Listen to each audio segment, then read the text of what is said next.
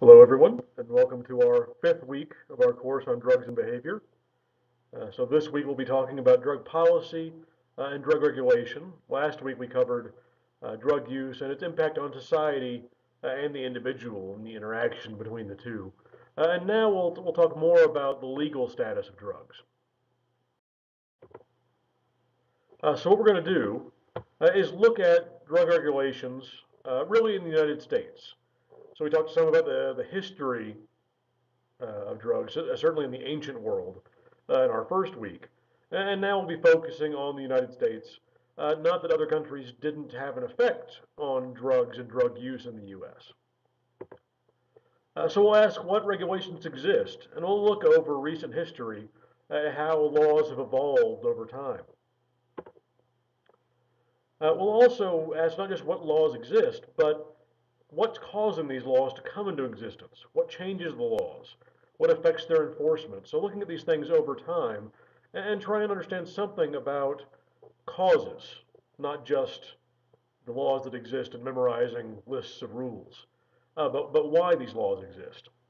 And sometimes the reasons are good, and sometimes the reasons aren't so good. And we'll talk about all of that. And we'll also talk about enforcement, mainly in the second lecture this week, about methods of enforcement. We'll talk about various agencies that have been responsible for enforcing drug laws. And then in the second lecture, we'll get into how effective those enforcement efforts are and what's difficult about enforcing drug laws. So in this session in particular, we're going to look at the history of drugs in the early portion of the U.S. history. So we've already gone over ancient history. We're not going to go as far back as that, but we'll go over from sort of the beginning of the United States as a country up to the current time. We'll make the break between the two lectures around the 50s, the 1950s. Uh, and so we'll see today how laws came into being. At first, there really weren't any, and we'll talk about that in a minute. But look at the history of drugs and drug laws in the U.S. and how those two have affected one another. So looking at the beginning of drug legislation in particular, and we'll see there are a couple laws in early U.S. history, but really things start to gain momentum in the early 1900s. And there's a reason for that time period as well to be the beginning of drug legislation. It's not just that we thought all of a sudden in 1900 that it was a good idea. There were some root causes that preceded that by decades, and we'll understand why that was. We'll also talk about the FDA, the Food and Drug Administration, and what its role is in regulating drugs.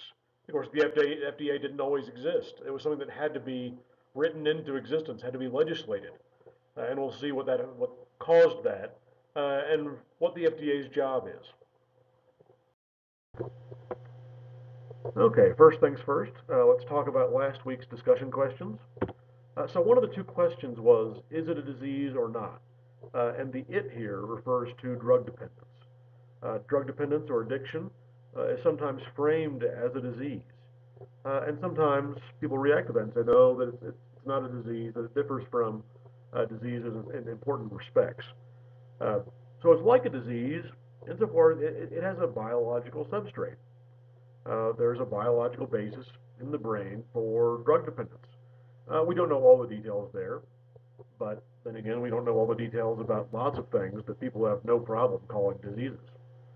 We don't understand everything about Alzheimer's disease. There's something changed in the brain, just as there is for drug dependence. We don't understand everything.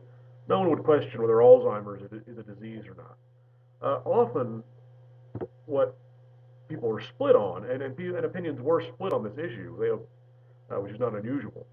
Uh, sign of a good debate. But what opinions are often split on is that drug dependence, in some degree, and most people opt into it in a sense. So they start taking a drug. And that's an interesting aspect to this debate, whether it's a disease or not. If you volunteer to initiate the early stages of that disease. Again, you could draw parallels to certain forms of cancer, people exhibiting behaviors that would predispose them toward getting cancer. No one would argue that cancer is not a disease. Uh, And so one of the big issues here is responsibility. And people are hesitant to classify this as a disease uh, because they worry about what would happen to society or to our legal system as a result. So, for example, people with certain mental illnesses are not held responsible for their actions because they can't differentiate between right and wrong when they commit a crime. And the concern is often raised that if drug dependence is a disease, then perhaps if people are under the influence of a drug, they won't be held responsible for their actions either. And of course, there's a question there whether that should bear on the debate, whether the consequences of that distinction should matter in terms of scientifically determining whether it's a disease or not. Should the effects on society dictate whether something is medically considered a disease? Uh, but the avoidance of responsibility is an important issue. So, is someone responsible if they're dependent on drugs? Are they still responsible for their actions? People often say, well, they're responsible for taking drugs in the first place, uh, and so they're therefore responsible for all the consequences of that. And one thing to keep in mind here, and this has been said before, is that responsibility may not be binary. It may not be a black or white issue. There could be shades of gray in there. Maybe someone is partially responsible. Some people may be more responsible than others based on genetics, based on uh, developmental history. And so, whether it's a disease or not, uh, again, there are facts supporting that contention, and there are facts that are against it. It's not transmissible in the way that diseases often are. It is, to a larger degree, voluntary than many diseases. At the same time, it has a biological basis. And one thing to be wary of here is uh, when people describe drug dependence and saying, no, it's not a disease, you opt into it, uh, they're often referring to recreational drug use. And again, you'll hear me say this at various times through the course. We should resist the temptation to think immediately only of recreational drug use when people talk about drug use or addiction or drug dependence. A large number of people start off using prescription drugs and become dependent. And the question there is, well, did they opt into drug dependence in the same way as a recreational drug user? You could say, sure, they could have refused the drugs, but consider someone who's in chronic pain. Did they opt into starting to use those drugs the same way a recreational drug user does? You could say they could refuse the drug, sure, if they wanted to be in severe pain for long periods of their life. So that may not be the most fair rebuttal, saying, oh, well, they could always have refused drugs. Um, and of course, many people go in starting to use even legitimate drugs, uh, not thinking that they will become dependent. So we need to, when discussing drug dependence, of course, does not imply recreational or non-recreational use. So that's another factor we need to consider. If someone is taking a drug for a legitimate purpose and then becomes dependent, what does that say about issues of responsibility? What does it say about their disease state? The other question was about the media and perception of drugs. And the focus of this question was the media often sensationalize, they exaggerate, especially the negative consequences of drugs. When a new drug comes out for a disease, the positive effects are often exaggerated, but especially for recreational drugs, the negative consequences are often overblown in the media. And the question is that acceptable? Is it not acceptable? Uh, and one of the questions here is, does it keep people from harm? People of a more utilitarian bent would say, well, if it keeps people from harm, if it helps people on average, then the practice is okay. Other people are not comfortable with that. They say the media should accurately report information, that it shouldn't be biased toward exaggerating effects. It should report the facts. Uh, and of course, this is a very old debate. This is millennia old, whether the ends justify the means. Uh, so that utilitarian argument versus that more ethics-based argument is a very old one. So some people are comfortable with the media exaggerating claims if it helps society at large, and some people are not. And of course, even if it does help people in the short term, one issue here is credibility. So if the media exaggerate the negative consequences of drug use, and then somebody finds out those claims are false or inflated or what have you, they may not believe the media next time, even if the media are accurately reporting the negative consequences of a drug. So there's an important credibility issue here. So that if the media sort of cash in on their credibility to report a sensational story, what does that do to the long-term effect that the media has on society? And then, of course, there is sensationalism itself. Um, where this is, of course, a practice in journalism that goes beyond the issue of drugs. But there are proponents of reining in sensationalism, holding the journalistic uh, venues accountable for sensationalistic or exaggerated claims. And then, of course, the flip side of that is free speech. So, and while there are limits to free speech, that's a hard line to draw. Uh, so, at what point do we start censoring the news to say, no, you can't say that, that's too sensational a claim, uh, this is factual, this is not? And how would you implement such an oversight system? Or would you prevent the media from reporting on drugs or other issues altogether? That's an even bigger freedom of the press issue. Uh, so there is no free lunch. It's hard to give the press free rein, give them their free speech and freedom of the press, uh, while at the same time holding them to really strict rules regarding reporting standards. So it's a difficult issue. And again, a lot of it boils down to, for you personally, whether the ends justify the means. So a good debate. Uh, for next week, I will be putting you into discussion groups. In fact, you should already have gotten my email about that. So from now on, you'll be in small groups. You will compose your discussion posts as a group, and then one person from your group will post them onto the discussion board.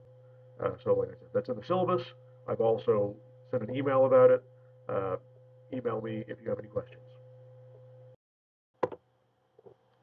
Okay, so talking about the history of drug regulation in the United States. So at first, there really weren't drug regulations. It didn't last very long, at least in economic terms. Well, as we'll see, it took a long time for certain drugs to be off the market. That at first, sort of, it was a free-for-all, everything was in the market, and there was a trend to, at first, try and make money off the drug trade, and the concerns were more economic than they were for the safety of the patient. So at first there really weren't any drug regulations. We've already talked about the Whiskey Rebellion in our very first week. And this was a result of taxation on alcohol, and in particular on whiskey, which was commonly made, consumed in sort of more rural areas of the burgeoning United States. In fact, it was even used as currency at times.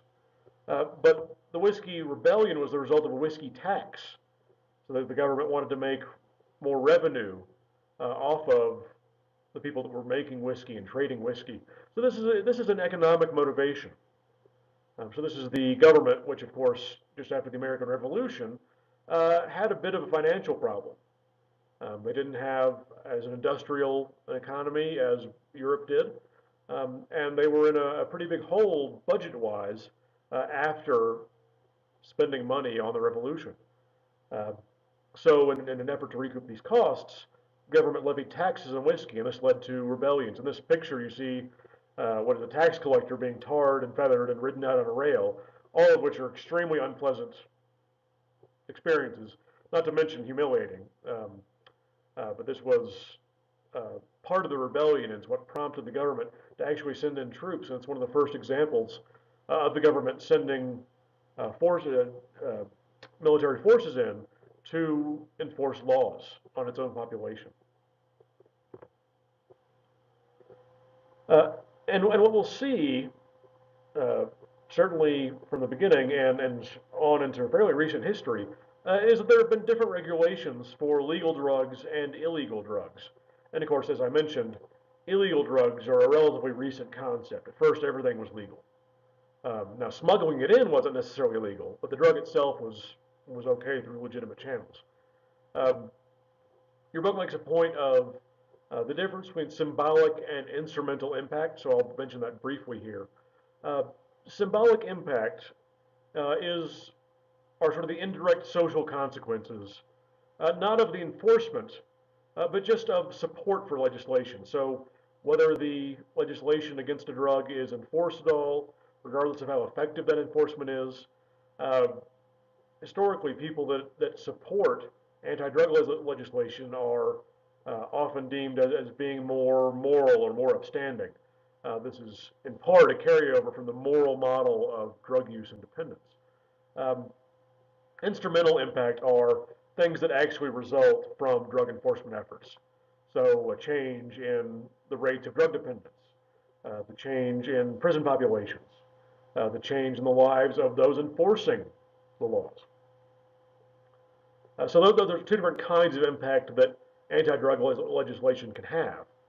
So I just want to make that distinction before we move on. So I started with the Whiskey Rebellion, which is in the late 1700s, and then it's sort of a century more before we see anything really substantive in terms of drug regulation. And so this is a transition from what's called laissez-faire government to a reformist government. And laissez-faire means, literally means sort of let them do as they will. Uh, but what it means practically is that the government doesn't interfere with business practices or with individual behavior. So it sort of lets everyone do what they want to a certain degree. And reformism is what we transitioned to in the early 20th century, the idea that we need to impose more moral strictures on businesses, on individuals. And so this change uh, arose from a variety of circumstances. So first, there were a lot of other practices that were being regulated. So the 19th century, the 1800s in America, well, was a period of industrial revolution. So we had the rise of larger corporations, factories. We saw a transition from almost an entirely agricultural society to an industrial one. We saw more people living in cities. Uh, and so what happened was that there really weren't any regulations on business practices and really no enforcement of business ethics. And so there were a number of uh, important pieces of writing and reporting that pointed out that, for example, labor laws were um, really not existent. So we had companies that were sort of extorting their own workers, and they had their own private police forces that would prevent strikes.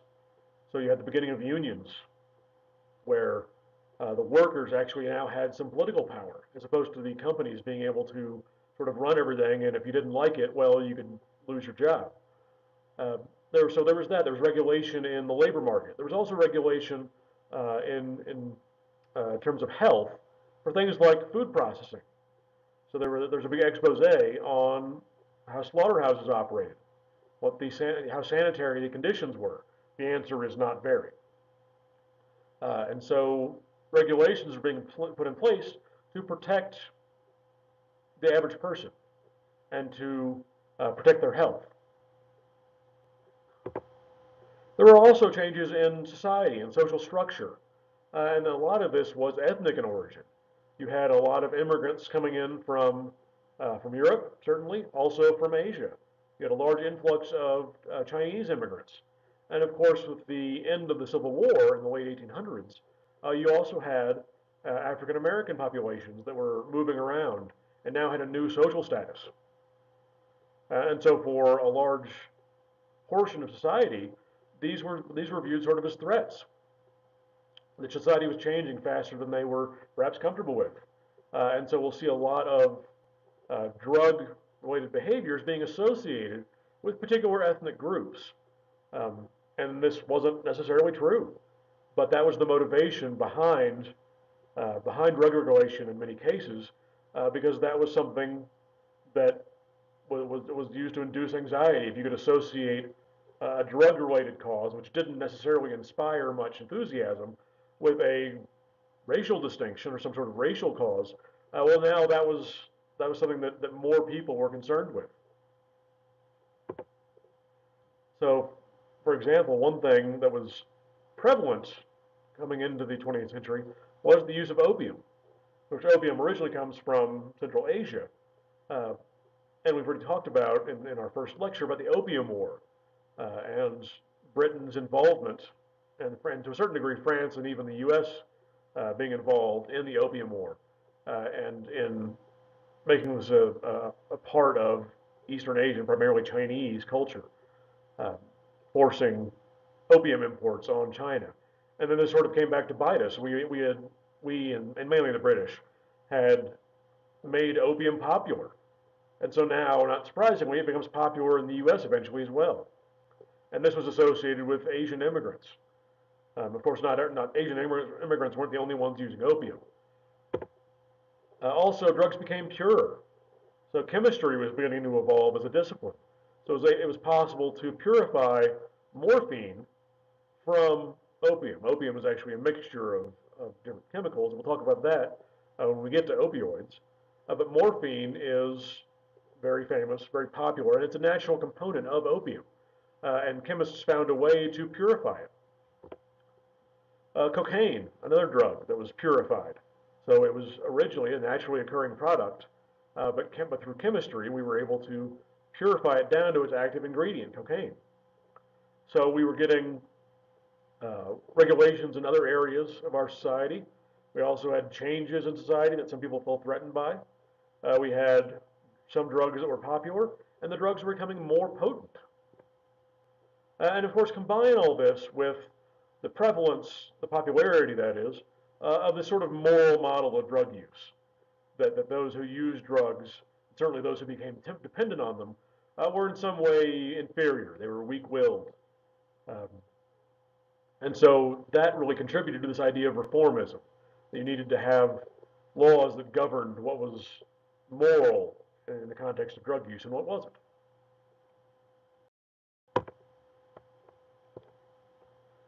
So moving into the early 1900s, we have a couple of important pieces of legislation.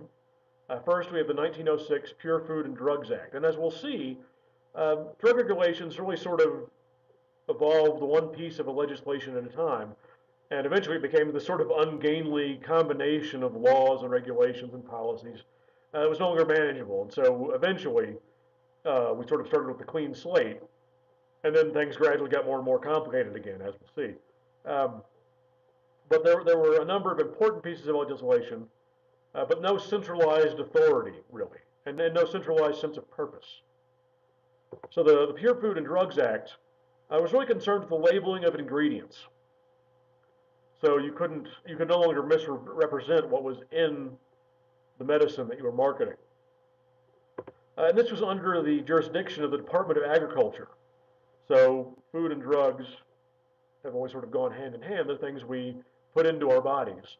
And drugs, oftentimes, certainly early on, were natural products. So it made a certain sense to have this under the agriculture department. And so they were concerned with accurately depicting what was in the medicine or in the drug as it was marketed. Notice they're not making any laws about whether the drug is effective, whether it is safe. It's only whether it is accurately labeled. So it's a very early step. A few years later, there's the long name is not important. It's popularly known as the Harrison Narcotics Act. And here, this was really aimed at opioids and cocaine. And we see here, by way of reminder, heroin is an opioid, but it was also branded as a medicine by the Bayer Company. Heroin is a brand name, as we mentioned before. So this is a medicine that was available as a medicine. It's not as accessible now as it was then. But back then it was labeled as a drug just like aspirin was. So opioids and cocaine were really the targets of the Narcotics Act. And here it's worth mentioning that narcotics is a term that has evolved over decades. Originally, narcotics meant something that puts you to sleep. It's the same root word as narcolepsy. Um, but narcotics eventually just took on this meaning of illegal drugs. So opioids do have sedative properties. Cocaine, of course, is a stimulant. So in its original definition, is not a narcotic. But things like cocaine and marijuana eventually got rolled into this concept of narcotics. Anyway, the idea here was, again, not looking at safety or effectiveness. The idea here was about revenue, looking to stop smuggling, looking to increase revenue for the government. And so the Department of the Treasury was involved in this piece of legislation uh, in terms of enforcing new taxes on opioids, on cocaine. So these were still legal drugs, and they could be obtained through a doctor. But the idea here was that they were taxable. And so if you were smuggling them in, then you were avoiding tax. And so that was the law you were actually breaking. It was not endangering the public in any sense. It was avoiding tax revenue or avoiding paying taxes. So again, we see a totally different department of the government, a totally different aim for this bit of legislation. Also, the campaign that got this pushed through Congress was, as I mentioned before, sort of racially motivated. Opioids were associated, especially with Asian Americans, and cocaine with African Americans. And neither of these was really had a substantial claim to the truth. So there was sort of a fear-based marketing campaign that fed into everyone's existing biases against these immigrant populations and against minorities. But that was the tack they took because that was a more effective way of getting the laws pushed through. And of course, in 1920, we have the beginning of the Prohibition era. We have the 18th Amendment, which bans the production and distribution of alcohol, except in very small medicinal quantities. We'll get into that when we talk about alcohol in a few weeks. So I'm not going to dwell on it here. But this was really an important piece of legislation because it actually brought up the idea of a prohibited drug. It was illegal in almost all cases. And again, this was largely under the jurisdiction of the Treasury Department, so a lot of it was looked at through sort of an economic lens. Eventually, it was repealed, so it didn't last all that long, but it did provide this concept of banning drugs, of how drug enforcement could be regulated. And so it sort of got the ball rolling in terms of other drug legislation, even though prohibition itself didn't last all that long. Okay, so also in 1906, we have the establishment of the Food and Drug Administration, also known as the FDA. And that in combination with what's called the Shirley Amendment, which came a few years later, we now have this law regarding accurate claims of content, so labeling. Not necessarily advertising, but labeling on the bottle or the container itself. We've already talked about that in terms of the other 1906 legislation. But what now the FDA was starting to do was, after the Shirley Amendment, was start to look at acceptable levels of safety. So before it was just whether the claims of the ingredients were accurate. And now the FDA started to worry about whether the drug was safe or not. And also whether the drug was effective or not. So these are new concerns. Before, no regulating agency cared if the drug did anything, and even cared if it was harmful. All they cared about was that it was an accurate reflection, and the attitude was sort of let the buyer beware. The person was responsible for knowing which drugs to ingest and which not to. Once they were labeled, it was sort of out of the government's hands. So with the advent of these new regulations, you had a big effect on what were called patent medicines. And these really had no development process in terms of research. Scientific method had been around for a while, but was only beginning to be brought to bear on medicine, at least in terms of drugs and their effects on the body. So you had a lot of different products that were marketed for a variety of illnesses, disorders, whether they really had an effect on that or not. And this still exists in other countries. You'll have sort of folk remedies that aren't ever evaluated, but are advertised, at least in the bottle, if not in other media, as being effective for certain disorders, diseases. Uh, and so the patent medicines were marketed without much regard for the safety of the ingredients, but certainly the effectiveness of the ingredients for what was being claimed the ingredients would do. So this was sort of a big step forward in getting rid of uh, these patent medicines that didn't really do anything. If you've ever heard the term snake oil salesman, it refers to patent medicines. So this is someone who's selling a product that doesn't actually do anything. They're basically hucksters, uh, but they're claiming that their product does some derives confers a benefit on the individual. So the FDA started to put regulations and enforcement on patent medicines. One thing the FDA doesn't do, it doesn't do to this day, is cover dietary supplements. And these are sort of a different category. Whether they should be or not is an issue for debate. But one thing is that dietary supplements can't have certain kind of ingredient. If ingredients have already been established to have psychoactive effects, for example, then they're no longer dietary supplements. These are things like vitamins and other natural products that don't have any proven effect. So that means that the products can't market themselves as curing cancer or curing drug dependence or any other measurable effect. They can say, oh, it improves your well-being in general. So there are restrictions on the claims that these products can make.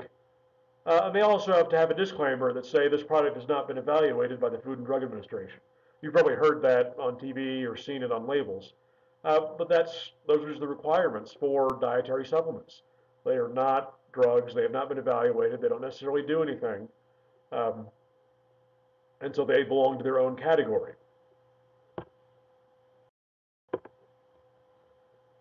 So something else the FDA does is drug evaluation. But this wasn't something that happened right off the bat. At first, the FDA was really sort of playing catch up. That is, an individual or a company would come up with some remedy, some product, and then begin marketing it. And as long as the ingredients were properly labeled, there was no barrier to the drug being put out on the market. And so in 1938, the FDA had a new requirement for what are called new drug applications. And this was a process that really evaluated the safety before the drug would go to market. So this changed the FDA's role from one of sort of an investigative force, that is, once the drugs were already on the market, the FDA would go and evaluate them. But the drugs, of course, had already been on the market, were making money for the manufacturer, were already potentially harming people. So now this changed the FDA's role to one of a gatekeeper. So it wasn't that these things were already on the market and the FDA was trying to catch up. It was that these things didn't get to the market unless they were approved by the FDA. And then later on in the 60s, so we're already moving up, 50 years from the first drug legislation, now drugs had to get approval before clinical trials in humans could begin. So you can no longer test drugs on human beings without the FDA's approval, much less market them.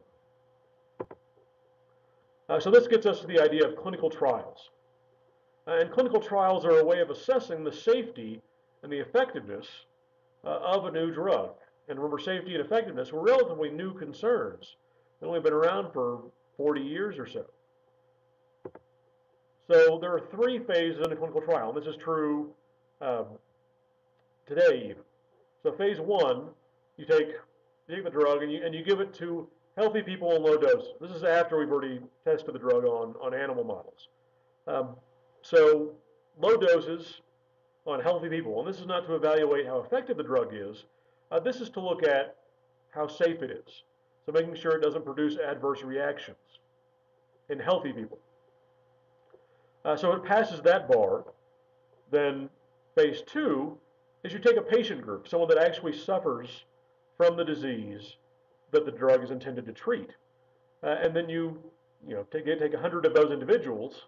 If 100 are available, there are plenty of diseases that are very rare, and it's hard to get drugs developed for those rare diseases because there's no market for them. There are special laws to deal with that issue. But anyway, a typical phase 2 clinical trial will take about 100 individuals and test the drugs when they have the disease in question. And so now we're starting to look at safety in a patient population, but also effectiveness. Does the drug cure the disease, or is it at least more effective than previous drugs are at curing the disease? And then phase 3 is a large study of a patient population.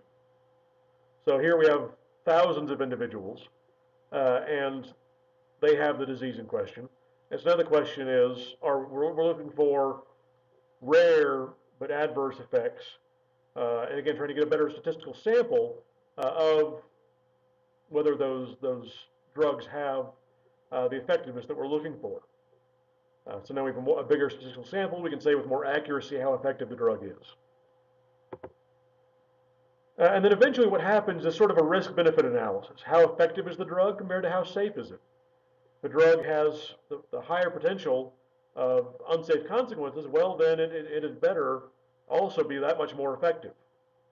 And so there are study groups, that is, groups of doctors and researchers that evaluate how risky the drug is, compare that to how beneficial it is potentially.